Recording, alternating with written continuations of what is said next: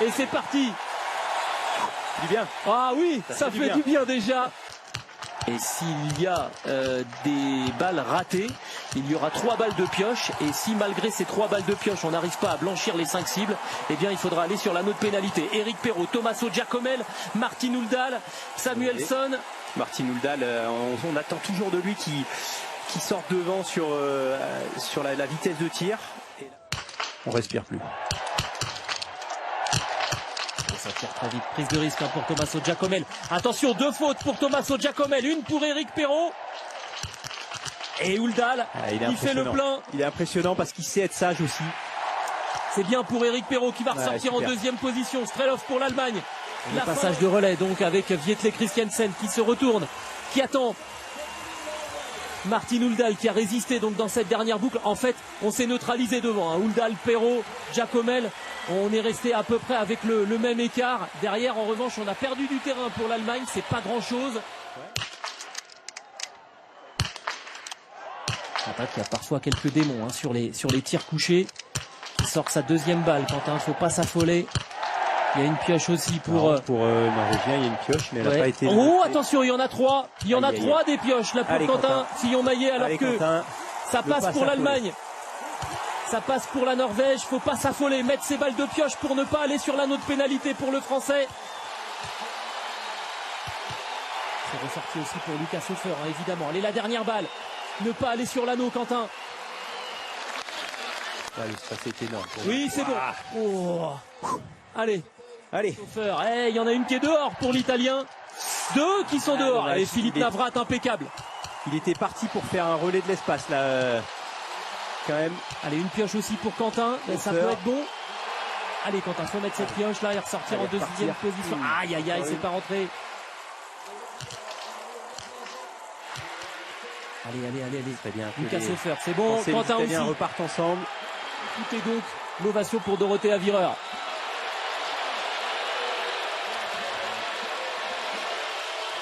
Dorothea Virer pour l'Italie, Lou Jean Monod évidemment pour l'équipe de France. La première balle est dehors pour Caroline Knotten. Ça va encore la mettre encore plus sous pression. 2 fautes déjà pour Caroline Knotten. Regardez Dorothea Virer sur le tapis numéro 4.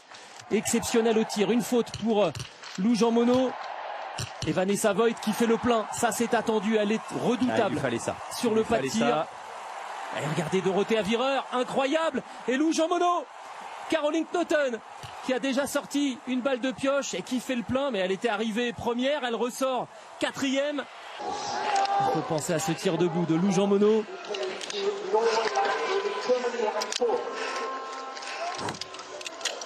Il n'est pas simple celui-là.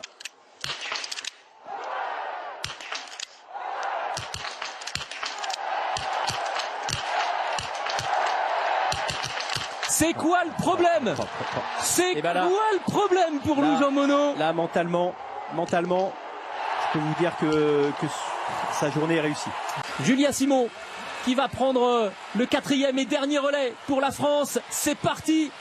Julia Simon, le tir couché pour la Française qu'elle aborde avec une vingtaine de secondes d'avance. Voilà, avec des tirs comme ça, avec une vitesse d'exécution comme celle-là, si elle met les balles. Là, c'est du tir d'école. C'est du tir d'école pour Julia Simon. Et c'est maintenant pour rapporter le premier titre olympique de la délégation française dans ces Jeux de Milan. Cortina. Et cordon tombe. Allez, c'est bon. Et c'est fait. Un tour d'honneur pour Julia Simon. Julia Simon, atterrissage sur la médaille d'or pour l'équipe de France. Le premier titre. Annonciateur peut-être d'une razzia pour l'équipe de France attendue et qui répond présente dès ce premier rendez-vous. Éric Perrault, Quentin Fillon-Maillet, Lou Jean Monod, Julia Simon, champion olympique du relais mixte.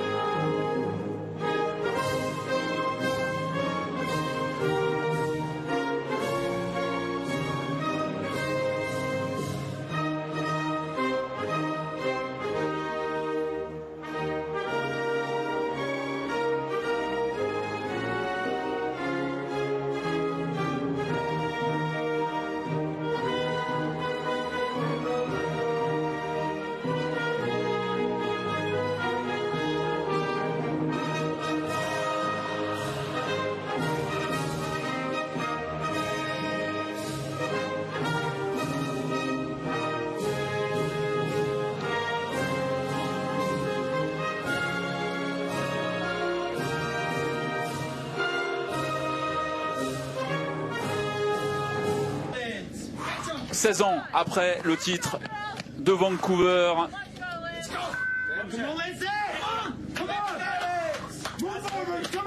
Regardez, on la voit bien la telle sur le genou gauche. C'est parti pour l'américaine Lindsey Vonn de Sartrez. Le temps à battre, c'est celui de sa compatriote Breezy Johnson. 1:36.10. Vous avez vu, elle réceptionne jambe droite à chaque fois. Bon là c'est taillé. Très... Wow, oh, elle a pris la porte dans le visage. La chute de Lindsey Vonn. Oh non, c'est pas vrai. C'est ce qu'on redoutait, c'est l'image qu'on redoutait, de voir Lindsey Vonn au sol. Elle est pas belle, hein.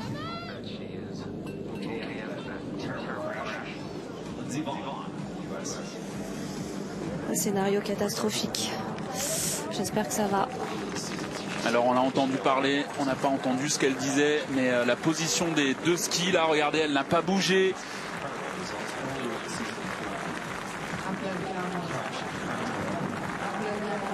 Et on avait dit qu'avec cette rupture des ligaments croisés, il fallait absolument qu'elle soit en bas, que ça pouvait aggraver sa blessure. Et ben voilà ce qui peut arriver. Ouais, c'est terrible. Le pire des scénarios ici à Cortina.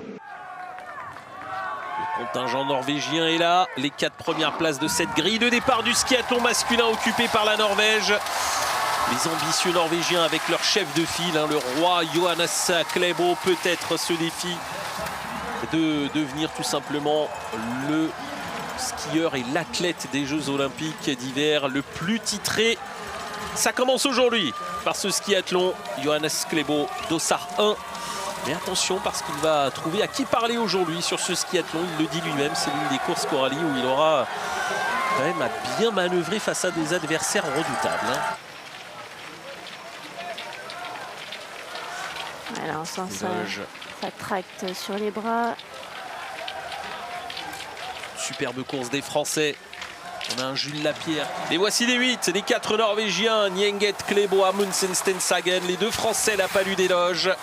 Truls Gisselman, le Suédois. Et le jeune Russe qui évolue sous bannière neutre, on le rappelle, aux Jeux Olympiques, Savéli Korostelev. Bon, c'est parti très vite, ce changement de ski là. Gisselman un petit peu plus maladroit, si on peut dire, même si c'est pas tout à fait le terme, mais en tout cas un peu plus de temps pris par le haut.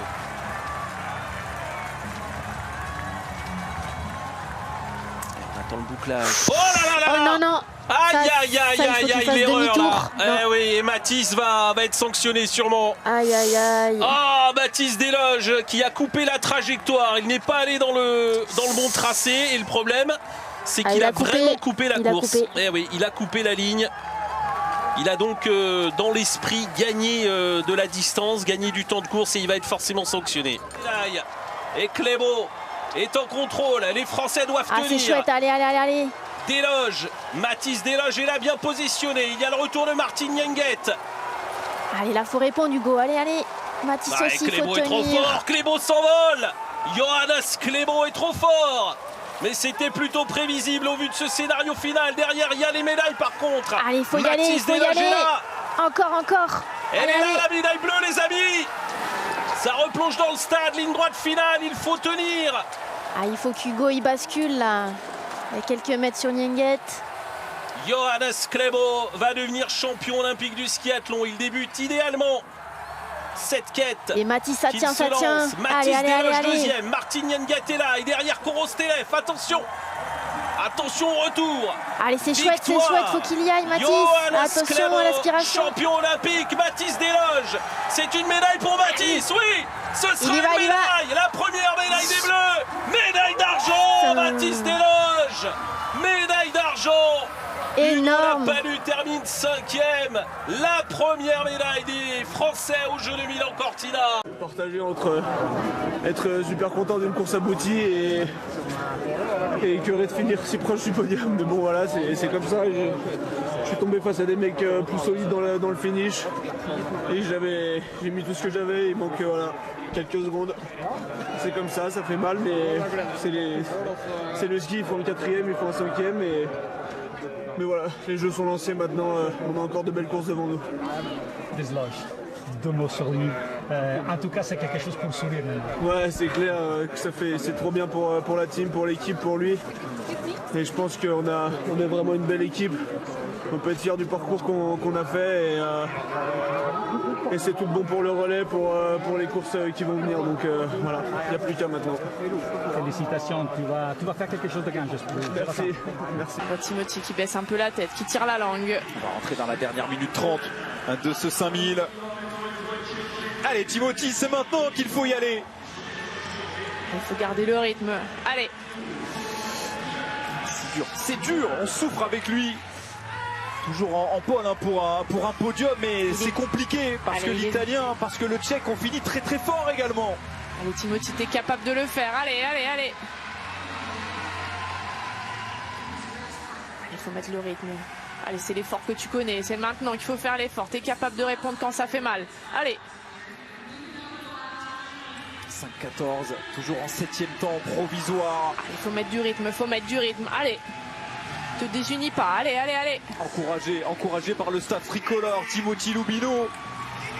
On ne se concentre plus sur Tedion Blumen. C'est lui face à la piste maintenant. Allez, c'est les dernières 30 secondes. C'est les dernières 30 secondes d'effort. Allez, faut pas regretter. Allez, tout donner. Il y a un podium à aller chercher pour Timothy Lubino. On approche du dernier tour. 400 mètres pour un podium olympique. Allez. Pour l'instant, le podium se joue à 5,27. Est-ce qu'il va être capable d'aller accélérer? Timothy Lubino, c'est maintenant que ça joue. Allez, tout ce que t'as, c'est maintenant. Faut pas avoir de regrets. Allez. Ça ne sera pas possible d'aller chercher la médaille d'or de Sander Eitrem qui a fini très très fort, mais il y a une possibilité pour le bronze de Riccardo Lorello, un 6,09,22. Ça peut le faire. Allez, il est déjà derrière la médaille d'or et il sera battu. Il n'y aura pas de podium. Il n'y aura pas de podium pour Timothy Lubino qui va être extrêmement déçu. Il va terminer 5e, le français, de ce 5000 mètres. Ah, c'est dur. Et on le sent déçu, hein. Il hoche de la tête, on l'avait dit. Hein. Ils étaient 5 prétendants au podium. Et regardez, la médaille de bronze, la grosse cote à la maison pour le Milanais Riccardo Lorello, le vice-champion d'Europe. Médaille d'argent pour Metodej Ilek, le Tchèque du haut de ses 19 ans, et Sander Eitrem, le favori numéro 1, le Norvégien, le recordman du monde, sacré champion olympique. Les conditions sont parfaites, il faut tout donner, c'est ce qu'a fait Redler, c'est ce qu'a fait Federica Brignone et c'est ce qu'a fait Bridget Johnson lors de l'entraînement. Dans des conditions dantesques, elle avait déjà engagé à 1000%. Un entraînement stoppé après le Dossard 23, hein. Hier on n'est pas allé au bout. Elle est épatante depuis quelques week-ends. La ligne était bonne. Après, c'est du Brésil. Il manque un petit peu de conduite. Là, elle est un petit peu tard. Il faut passer au contact. Pas perdre trop de temps. Fait. Oui, super. On ne fait pas de différence hein, sur le haut. Pour l'instant, ça joue à coup de centième. Attention, le haut du corps était complètement... Et une bonne vitesse. De côté... Ah oui, 129. Attention, bien amortir ses sauts. Elle s'ouvre un petit peu sur les sauts, peut-être surprise, hein, parce qu'on sautait pas à l'entraînement sur la première petite bosse du Duc d'Aoste. Allez là, c'est à partir d'ici. Wow, grosse différence. Attention, le pied droit qui dure, qui est bon. La vitesse, elle a gardé, et bien sûr. Pour l'instant, c'est une très bonne Bridget Johnson qui prend des risques. Un peu tard ici, mais elle est vite. Ah, encore un peu tard là. Ça va lui coûter. Elle fait du chemin, l'américaine. Elle a perdu 3 dixièmes, mais c'est virage un peu long. Elle a limité la casse parce qu'elle était vraiment basse en ligne. Elle peut la refaire ici. Elle peut se refaire ici si elle passe bien au contact là. Voilà, la ligne est parfaite là. Un peu de chemin encore là, mais ça va aller rester sur la taille. Allez, appuyer fort sur le ski droit, reprendre la bonne ligne, le dernier intermédiaire, toujours largement devant, avec 7 dixièmes repris dans cette portion et maintenant... Elle va les emmener jusqu'au bout, il n'y aura pas de souci, elle fait des sauts énormes, elle a une vitesse. La première a passé sous la minute 37, elle va peut-être se rapprocher de la minute 36 aujourd'hui, Bridget Johnson, la championne du monde, une 36-10. Waouh. Alors ça c'est un run qui peut l'emmener très très haut. On a vu que Franjo van Emmen, après le titre mondial, avait glané le titre olympique. On va peut-être avoir le même scénario qu'à Salbar et ici à Cortina. Quel engagement, mais la vitesse. Elle a fait des secteurs canons. Et même dans le secteur finalement qui lui correspond un peu moins, la partie super G des... c'est pas affolé, elle était tard, mais elle est restée sur la taille. Mais alors derrière, à partir de Courva Grande, elle a mis la machine en route et elle a accéléré sur toutes les petites pentes. Snoop Dogg a apprécié. Ça promet, c'est la première américaine qu'on va partir. La skiboardeuse, non mais elle s'est appelée sur les points presse avant ces JO, qui aurait tellement aimé doubler avec la descente. Ouais, elle avait essayé, elle avait demandé. Elle avait demandé au CIO, elle avait demandé, la FIS avait poussé aussi, mais on n'a pas changé le programme pour elle malheureusement. Et Sabine Payer qui va mettre tapis all-in pour essayer de battre la Tchèque. Elles sont face à face. L'une est régulière, l'autre Koufi. Allez. Oh, attention, Esther Ledecky là, qui s'est fait accrocher au niveau de la porte. Il va falloir qu'elle. Pour le moment, ça se passe bien hein. Pour Sabine Payer. Là, faut pas faire d'erreur. Pousser dans chacune de ses courbes. La banane bien passée. Oh, il y a faut qu'elle s'emploie, Esther Ledecky. Qu'est-ce qui se passe ? Elle est arrêtée. Et Sabine Payer qui fait pas d'erreur derrière. Elle fait 0 erreur. Elle essaye de gonfler Ledecky. C'est peut-être la grande surprise de cette journée. Est-ce que Sabine Payer va sortir Esther Ledecky? Oh là là, ce serait l'immense surprise. C'est en train de elle leur met Esther Ledecky jusqu'au bout. Elle est sortie Esther Ledecky. Incroyable. Elle ne sera pas triple championne olympique. Oh là là. Quel exploit de Sabine Payer. C'est dingue. J'aurais jamais parié dessus. Honnêtement, j'aurais jamais parié dessus. C'est sensationnel à la régulière. Sabine Payer qui va chercher le scalp d'Esther Ledecky. Mais elle s'est endormie en haut, c'est pas possible.